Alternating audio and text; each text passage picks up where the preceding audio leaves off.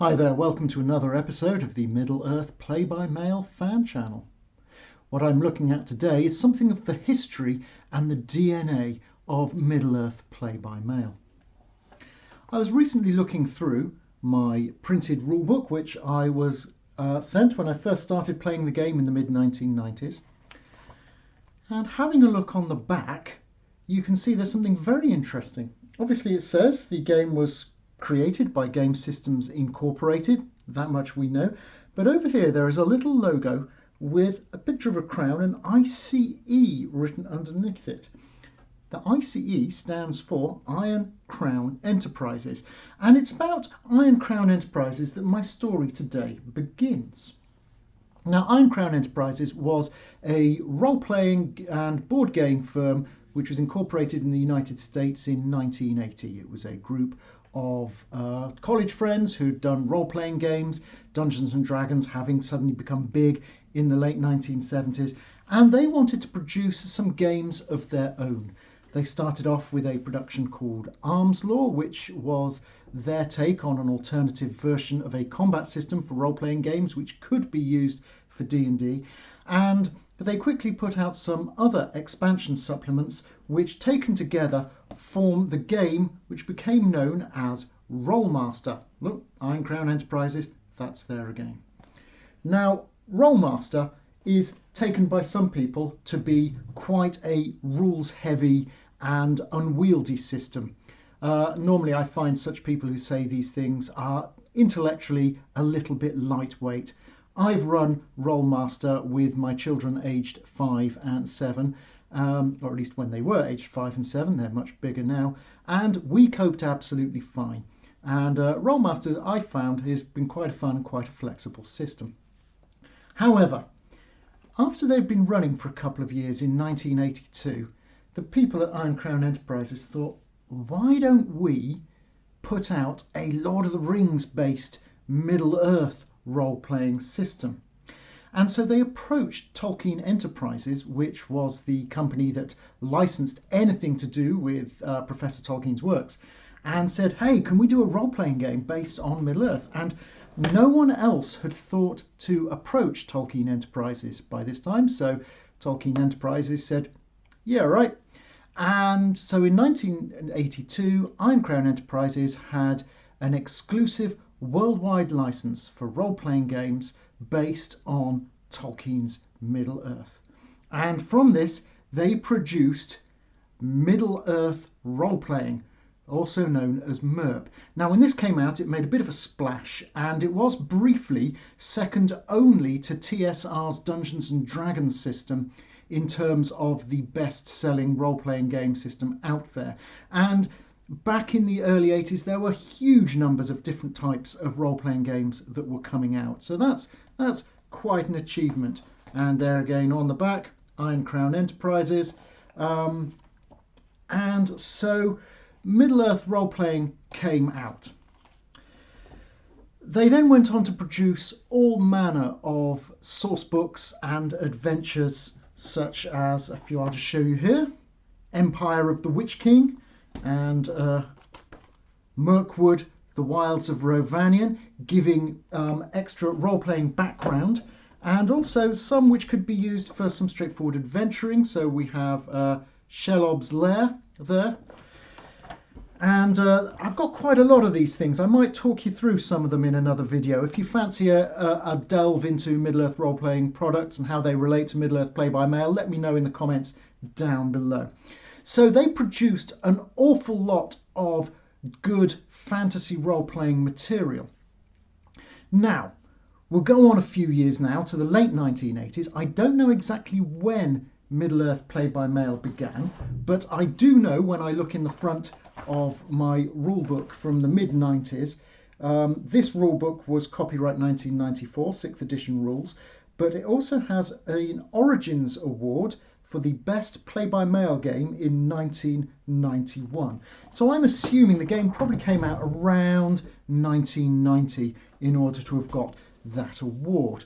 So Middle-earth role-playing has been going for about 7 or 8 years, and suddenly we have Middle-earth Play-by-Mail. Now, as it says on the back of this, Game Systems Incorporated produced this game in agreement with Iron Crown, the exclusive holder of the worldwide fantasy role-playing games and adult board games license based on J.R.R. Tolkien's The Hobbit and The Lord of the Rings.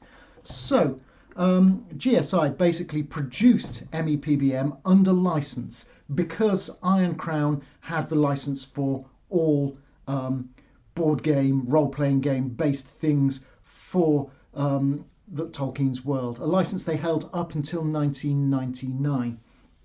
Now,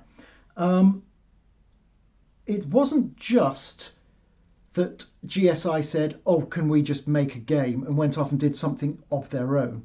There's actually quite a few mechanics and quite a lot of the flavour of Middle-earth role-playing and its preceding system Rolemaster, which have found their way into how MEPBM works under the bonnet. The most obvious of which is the skill system. Now, Rolemaster is a D100 based system, a percentile dice based system. Whenever you want to do anything, you generate a number by rolling 2d10 from 1 to 100. You then add your skill modifier for that. So if you're trying to hit someone with a sword and you've got really good sword skill, you roll your dice and you add your really good sword skill. And then you add in a whole load of other extenuating factors. So there can be a difficulty factor, which can be something which, if something's very easy, it adds even more to your roll for your outcome. Or if it's absurdly hard, it has a big number that it takes off. Their outcome is therefore determined by your skill, by the difficulty factors around what you're trying to do, and a random number from 1 to 100. And normally you need to get 100 or 110 or above in order to succeed. If you fail, the amount by which you fail can sometimes indicate if there are any penalties that happen. You think of Middle-earth Play-by-Mail and you've got an assassin who's trying to assassinate someone. So again, there will be a random number generated, let's say from 1 to 100. You then add on the skill of the agent trying to do that thing. And then you apply the bonuses and the negatives from a whole range of other external factors that might apply. What is the skill of the person you're trying to assassinate? What is the conditions where they are? Are they in a castle? Are they out in a plane? Do they have anyone guarding them? And you then look and you add all of those together, and if it's above a certain number, it will happen, and if it's below, it will fail. And maybe if it's below by quite a bit, you may fail and you may be injured yourself, or you could even be killed. So that way in which checks are made to see whether anything happens comes straight through from the Rolemaster to Middle-earth role-playing through to Middle-earth Play-by-Mail itself. Another factor in mechanics is that some of the rolls within the rules are what's called an open-ended roll. That is, you roll your D100. If you end up with a really high result, 96 to 00, so the top 5%, then you get to roll the percentage dice again and add that second roll onto your first roll. So even if you're trying something really hard, you're trying to shoot something with a bow from a long, long way away and it's raining and all the rest, you roll a 99 and you get to roll the dice again. Let's say you roll an 80, so you can add 179 to your skill, which gives you a chance of doing that. Similarly, if you roll between 1 and 5, so if you're in the bottom 5% of an open-ended roll, you will take that off. So you roll 0, 1, and then you roll the dice again and you get 91. You have a minus 90 to then apply to all the other factors in the skill check. If you go and have a look in Middle-earth Play-by-Mail for the rules for how challenges work, you will see that very same mechanic exists in how challenges work. And I won't go into it too much now because I do want to do a video looking at challenges, and I'll go through the mechanics and the maths a lot more there. But needless to say, the fact of the thing you get from Rollmaster, that if you roll incredibly high on certain checks, not on all of them, but on some of them, you can then roll again, and even your most humble hobbit armed with a small barrow white blade can stab a Nazgul and do some damage. The other thing to note is that when it comes to spells, in Rollmaster and in Middle-earth role-playing, spells are not learnt as individual spells, but come as part of spell lists. So there are various spell lists here, and the camera picks this one up, over here you have a spell list called Spirit Mastery. I might have heard of that somewhere else. And the concept here is that you devote yourself to learning a particular school of magic. So you might devote yourself to healing ways, and you learn that spell list. And you then learn a small part of that spell list. And as you become more advanced, you can then learn the medium level spells, the next block on the spell list. And as you become a more powerful mage, you then learn the next block, the highest level spells.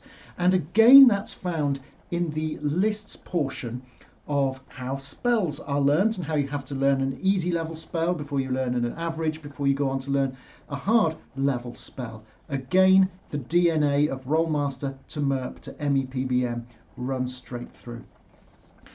But apart from the mechanics, one of the real legacies of GSI operating under license from Iron Crown Enterprises was they were able to access all of the publications that Iron Crown Enterprises had done in producing extra material for MERP, and used those to draw out the characters and the artifacts and the physical place settings, the names for towns and settlements, and all sorts of other bits and pieces of the game which give it its flavour. For a start, a lot of the settings for Middle-earth role-playing, Iron Crown made a strategic decision to base their role-playing system not at the time of The Lord of the Rings or The Hobbit around 2950 or 3016 of the Third Age, but actually in 1650, a point where civilization in Middle-earth was at a relatively high point. And they chose to do that, and Middle-earth was more populated, a bit more full there, and it was a point that they judged would be really interesting to set a role-playing game. And it also meant that you wouldn't have a destabilizing effect of your players day one saying, right, we're going to forget the plot, we're going to go to Hobbiton, we're going to kill the Hobbit, we're going to steal the ring, we know the story. So by setting it in 1650, they also brought in a little bit of unpredictability and newness that the players wouldn't know about. And so that's why when GSI operated under license, they chose to set their first incarnation of Middle-earth play-by-mail in 1650.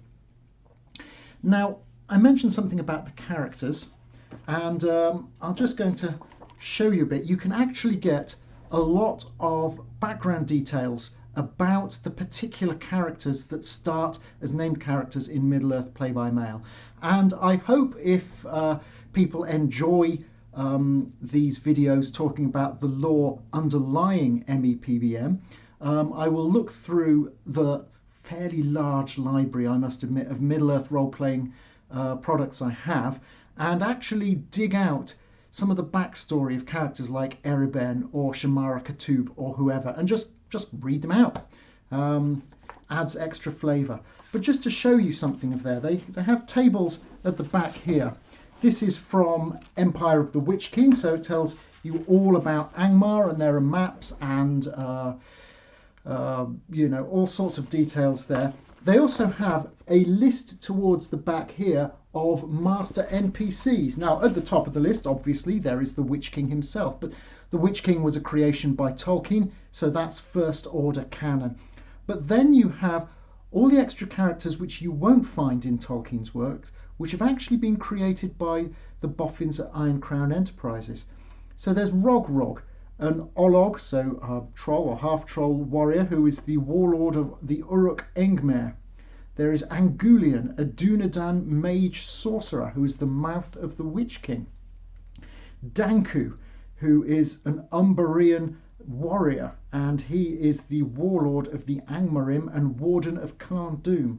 Ulrak, who is the warden of Morkai, who is an Asdriag Easterling warrior. So these are the characters that the Witch King nation starts off with, but there's more details in here about who they are and where they came from. So while it doesn't affect gameplay, it does add to the richness of the flavour, and I will do some videos just looking at some of these by each position. As well as the characters, the artefacts also appear. So I'm going to have a look now in the Tower of Cirith Ungol and Shelob's Lair. And when I have a look in the back here, they have a section called Tables and Items of Note. And under the Items of Note, we have the description of the Tablets of Dark Knowledge, the Ring of Axardil.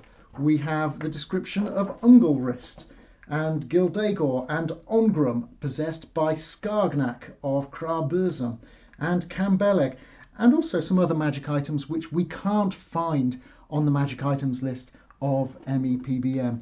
But safe to say the majority of the artifacts in the 1650 version of the game are ones which come from either Tolkien's original canon, such as the One Ring or the Ring of Durin, or that have come out of the Middle-earth role-playing source books. And one final thing just to say is that even the dragons that they've come from are based on the dragons dreamed up within the Middle-earth role-playing world.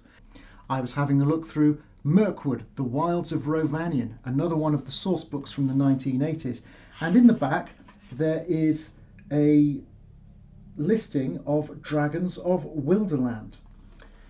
Now, while Smaug is very much from Tolkien's imagination and from the main canon of The Hobbit and Lord of the Rings, the other dragons that crop up in Middle-earth play-by-mail are not. Yet here we have a listing including Ando Anka, Angurth, Beranax, Kulgor, Itengast, Kuza Draper, and so forth. And while that is of some interest, there's also details about their personalities, but also their level. So you can see from the list on the screen now that Ando Anka is level 49, Smaug, he's the daddy of them all, he's the biggest at level 66, whereas some others like Clyaxar, level 29, or Kulgor, level 30, aren't so strong. And so these can be used to gain some sort of understanding of how strong the dragons we come across in Middle-earth play-by-mail have been coded into the system, because they will have been based on the dragons from the role-playing games that were written by Iron Crown Enterprises back in the 1980s. Right, well, I hope you found that brief gallop through the history and the gaming DNA of Middle-earth play-by-mail interesting, and seeing how it relates to the two earlier games of Middle-earth role-playing, or MERP, and Rollmaster, both of which came from Iron Crown Enterprises. And I think in the future I'll do a few lore videos on some of the nations in MEPBM. If there's a particular nation you'd like me to start off with, do say in the comments below. There are 25 of them, so that's a lot to get my teeth into, but it'll be good to see what you have to say. Hope you liked this video. Do give a thumbs up, click a like if you did. It helps me know there are people out there watching, and that's all very encouraging. And until next time, I hope you're having a good time, and see you again soon.